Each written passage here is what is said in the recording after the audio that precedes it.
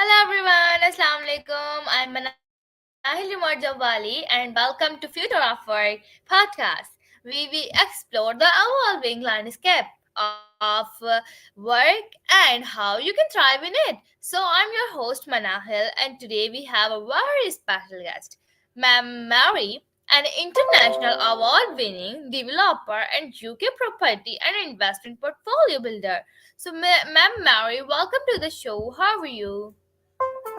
I'm really good, thank you. Yes, it's 5:30 here in the UK.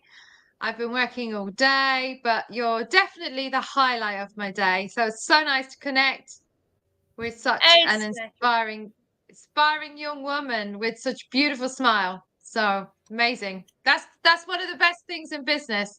A great smile and good communication. it's my pleasure. Thank you so much, ma'am, for notice my this skill. So before moving on questions, can you please introduce yourself for my viewers? Yeah, sure. So I'm Mary Cullen. I'm originally from Ireland. I grew up near Dublin in a national park, believe it or not. We're from farming family, cows and cattle and sheep, all that kind of stuff. So yeah, and then I came to England when I was quite young. I was 18 to make my life. And very quickly, within 6 years, I was working for British Airways. I had a good job. But yeah, that was quite tough. And then I gave up this huge, amazing job I had and went around the world for 3 years on my own, traveling on my own, going to lots of different cultures, meeting lots of people. Absolutely loved it. I love travel. And then I've come back to England. I started many businesses, even jewelry businesses and what have you. And eventually I got into property. I was doing that in Europe. One of my second properties I bought was a palace. So I love to inspire women to get into property. And you don't even need lots of money. There's ways that you can acquire property. And I came back to the UK 8 years ago for quite a few reasons. And since then, I've been continuing my property journey, but also now I've created a new company as well called the Vortex Entrepreneurs because I'm passionate about, especially women, becoming entrepreneurs, creating businesses, because I believe that we can change the world if women become entrepreneurs, not just employees. So I'm trying to change that paradigm basically, and yeah, that's it really. I'm a mum to two, a 14 and 16-year-old, and I'm a single mum. But yeah, that's life doesn't go as planned, and that's okay. But the most important thing is that you have an intention to create a life where you can inspire and impact the world. And that's my intention now, is to put all my efforts into that. So that's why I very much align with my host today, because I can see a wonderful young entrepreneur right in front of me. And I can just see her traveling the world and doing many great things. So it's fantastic that we're very different generations, but we have the same idea. Alright, that's really wonderful introduction. You are so inspiring and you are doing so great work. Thank you so much, ma'am, for your introduction. So now let's move on to questions. So my Wow. first question is on your screen. So, Ma'am Mary, can you tell us about your journey in the property business and how you become an international award-winning developer? Okay, so I went to a country called Montenegro, which is in Europe between Albania and Croatia. I went there with a dream. My dream was to buy property in this country, to live in the sun, and yeah, to become a millionaire. That was the dream. I had no experience. I had very little money, but I had a passion and a desire and an intention. And that is all you ever need, to be honest. And believe it or not, in the next 8 years in that country, I went from nothing to buying a palace, to building luxury properties for Russian oligarchs, to creating businesses. I used to jump on a jet ski and travel across the bay in the morning to site, go on site. I did many things. but also I have quite strong moral values and I don't like bribery and corruption. And because I wouldn't pay certain bribes, eventually my business got destroyed in this country. And I got destroyed by the mafia. And I even got beaten up on site. I'm the only woman I know who's been beaten up on a building site. And so I came back to this country, back to the UK, with two small children, having had to leave. My dreams were broken, and start again. And it was very tough. It was very difficult. I'm not from this country, but I worked many jobs. I worked three jobs at one time. And I also worked back in property for free, giving out my skills, because obviously nobody knew me at that point. Offering to do things, to go on site, to supervise builds for free, to help people find property, to help women who didn't know what to do with certain properties. And gradually, I gave up one job at a time. And eventually, in 2019, I came back into property full time, and I've grown the business from there. So yeah, I'm a boom bust boom. That's fascinating, ma'am. Thank you so much, ma'am, for your answer. So, now let's move on to next question. What inspired you to build rental portfolios in the northwest and south coast of the UK? Okay, so in England, property is a really big thing. Everybody talks about it. Everybody treats their home like a property investment. It's very different to other countries.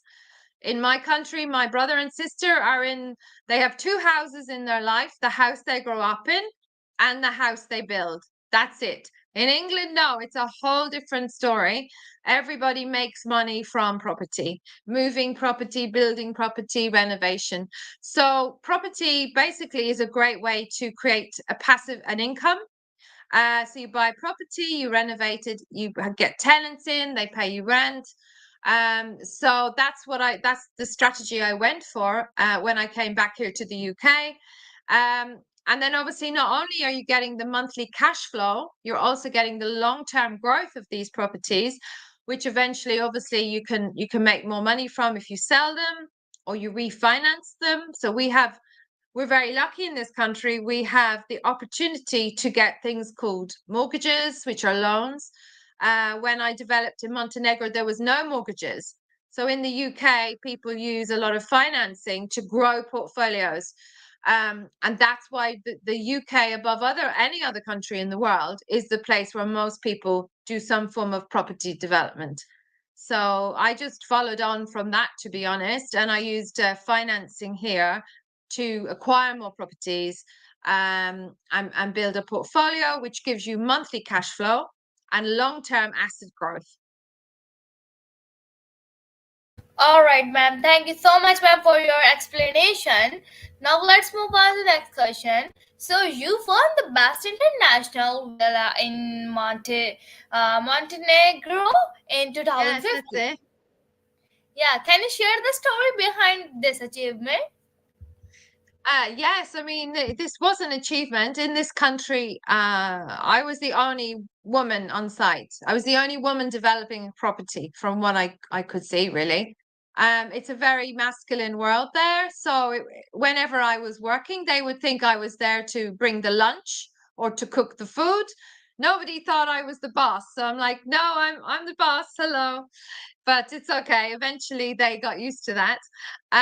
So that came on the back of buying some land, getting the planning permission. I had a dream, so I'm a very creative person. So I can visualize the end result, the end project before it's even built, before anything. And so I had this image, and then I would just go and build what I dreamt, what I imagined in my head. So I had a team of builders. I would be there every day, and everything was unique. Everything was one off. We used the finest quality stone, the finest quality ceramics, and everything from Italy. And yeah, all the projects were quite unique. And this one won an award because of the quality of the work, which was very hard to achieve. it's something I had to spend a lot of time getting it done correctly. And also all the interior design and all of the bespoke features that was in this. It was a 7-bedroom villa with a swimming pool, a sauna, gardens, all sorts of things. Quite a fancy place, which I eventually sold to some Russians, and it had a beautiful view. So it was then entered into the International Property Awards. But it was a long project. It was a lot of work. But yeah, that's how I eventually came to be actually building my own dreams, my own property dreams. Yeah. All right, ma'am. Thank you so much, ma'am, for your great answer. Now let's move on to next question. My next question is for you. How do you approach problem solving and strategizing in the Yeah. property business to ensure returns for investors even in down period? Okay, so you always buy property for the cash flow, the monthly money it will give you. Property should never be bought for the reason that you think it might be worth more some other day, because maybe that's not true. In England, property goes up and property goes down. It's a curve, yeah. So I've been through very big property crashes, the biggest property crash in the world in 2007 and 2008. So I understand the property industry. So basically, you always buy a property that when you've paid off your financing, there's still profit at the end of the month. That is the most important thing that you take that into account. And you have to have certain criteria. For instance, you have to calculate certain percentages. And if it comes out that there's a very little profit or something like that, there's no point in buying it because obviously you've got to pay for it on a monthly basis. So um, I always say to investors to be cautious. I'm a cautious investor, mainly from my experience in this industry. Grow organically, so grow slowly. Don't go from one house to a massive project in 1 year. It's too quick. There's too much risk, and you do not have enough experience. So property is a long game. It's a very long game. But it also has to have short-term returns. So unless it's going to work in the short term financially, then there's no point in doing it. That's how I work, basically.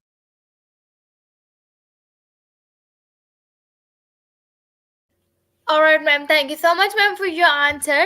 So, you are also a public speaker. What are the main messages you aim to convey in your speeches? Thank you. Wow, you have researched me very well. I'm very impressed. The main message is that there are no excuses in life. It's possible to create whatever you want to create. It's also possible to come back from very hard times. I've had some very hard times. And that actually the hardest times is what makes you. It's what makes you become the person with the empathy, the understanding, the compassion. To and so that's the word I spread. I like to speak to women, because a lot of women are stuck in maybe situations where financially they're not able to go out and create their own life. But what I have to say to every woman is there are no excuses. You must find a way through to find your true self, and then to create what you want to create from there. So I also talk obviously about what it's like to scale a business, to be very successful, and then to lose it all. Very, very difficult. And then how you come back again. But the most important message, I think, is that the only time we truly lose ourselves is when we don't connect with who we are. And if we build our businesses on our ego, then if we lose the business, that's when we think we've lost ourselves. So it's very important to really understand yourself, and to not let your business or anything in life define you, and that you find your true inner strength. So yeah, so even if today I lost my entire business, it doesn't matter. I will get up tomorrow, and because of the people I know and the person I am, I can build it quicker, more current. So I no longer have a fear of failure, I would say. And that's a great lesson. And whenever I speak, I always connect with people who are probably having a tough time, probably not really, they want to do more, but they're scared. And the biggest obstacle that your treasures is underneath your fears. That's what people need to understand. So underneath your fears is your treasure. It's everything. So our goal in life is to get underneath our fears, really, to become who we're truly meant to be, and then to take that to the world. So that's what I see our purpose as, really. All right, ma'am. That's a great lesson. Thank you so much, ma'am, for your answer. So, as the Vortex educator and mentor, what key lessons do you teach those looking to succeed in property investment? Well, firstly, someone has got to understand who they are, what they like, and what they love to do, and then find their passion within property. Whereas at the moment, most people think there's only one way to do property. No, there's many businesses you can create in property, service businesses. Apart from buying property, there's many other ways. So to have a long-term future in property, the best thing is to find your strengths, to find what you're good at in property, and then to grow from there. Most people are not doing that. They're just buying property, and it may not even be their strong suit, their strength, and so they fail. So really, it's really understanding what you're good at, and then finding the strategy in property that fits that. Yeah, that's really important. Thank you so much, ma'am, for sharing important answer. My next question is for you. Can you tell us more about your branding agency and how you help property companies with their portfolios, especially in co-work and co-living spaces? So, brand is super important. There's two brands. There's your personal brand, and then there's your business brand. And a brand should be a reflection of you, the things in your business and the things about you that you value and that matters to you. And then you take that into your properties, into your brand. So when I'm designing co-workspaces, for instance, I do a lot here in Brighton. I live in the South Coast. There's a lot of student accommodation here. So I will create spaces that are very inspiring for young people. They may have positive messages. They may have really great spaces to connect with the other people living in the house. They will have like lots of nice bathrooms, really good sized fridges, so the space actually really works well. They also need to have quiet spaces to study. So all the rooms will have their own study areas. But I use certain colors that are, quite calming. But then I always make like the kitchen and the living area almost like a club or something, somewhere young and fun. I put in lots of lighting. I use a lot of lighting. Whereas if I'm designing a holiday let, for instance, like a coupled retreat, then I will use like furs and warmth and different textures and colors to reflect that. So, and also I like, for instance, if I'm designing for a client and for instance, say they like eco products or something like that, then I will incorporate that into the project. So really it's taking someone's personal brand, um, and what really aligns with them. And it might be they really love dogs, so I'll create properties that are suitable for dogs to come to stay. There could be all sorts of things. But branding is probably going to be the biggest driver at the moment in setting your business apart from everybody else. It's so important. And it's something I teach, and it's something I put into properties, but also I work with people on creating their personal brand, which then ensures that they can raise money to buy property or to bring on investors. And so they reflect really who they are, but in a really kind of a really great business sense and a great kind of heart-centered way. So it's a big subject, branding. I love it. Thank you so much, ma'am, for your great answer. My next question is interior design is another one of your skill. How do you integrate this into your property development projects? Yeah, firstly, I would like to say as well, I love the fact that as you said, we don't have books in our school. I have never studied interior design. I have never studied building. I have never studied any of the things I've gone out and done. Okay? Because if you have a natural ability and a natural flair, you can do it. Yeah. So I'm an interior designer. I haven't studied interior design. I just know I'm really good at creating fantastic spaces. And it's just a visual thing. I can just imagine it, and then I can pull it all together, and instigate it basically. So I have my own interior design agency. So I work for landlords and property companies apart from my own, because a lot of people in property actually don't have the design flair. They suffer. Maybe they make their spaces white and they don't have any features in it and stuff. So I can bring that in. I can bring the warmth and the life and the feelings into a property. But I've loved property since I was a young child. I've always loved property. And my mother used to clean very fancy properties in Ireland. She was a cleaner, and I would go along. They were mansions, and I would pretend I owned them. I would make out to my mother I was going to help her clean. I never did anything. I would just like walk around pretending it was my mansion, looking at all the features. I love old properties. So I've always had that passion for design, and interiors. Absolutely love them. Yeah. But as I say, just because you don't have a qualification doesn't mean you haven't got a natural ability. So find your natural abilities, and then create business from them.